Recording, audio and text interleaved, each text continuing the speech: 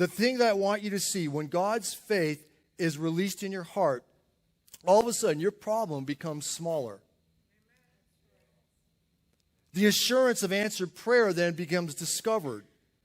Your prayers for the situation take on new boldness and confidence with God's face. You are then able to declare what God has deposited in your heart with confidence and assurance of the answer. Remember what Jesus said? He said, listen, if you have faith to say to the mountain, be removed and cast into the sea, and do not doubt in your heart, and you believe that those things you say will be done, you will have whatever he says. Again, when you know what God wants in a matter, and you come into agreement with that, you can release that and see God move in a mighty way.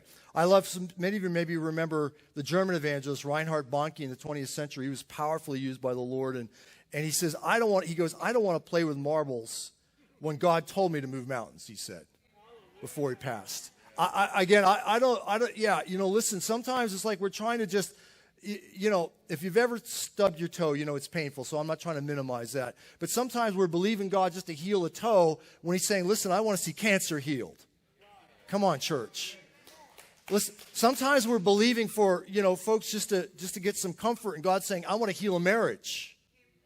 Come on, are you with me? Right? Sometimes we're believing, and yet God says, I want you to move mountains. Listen, church, I put something in you, right? I like what Dr. Charles Price, I've shared some stuff out of his book before, early in the 20th century. He wrote this in The Real Faith for Healing.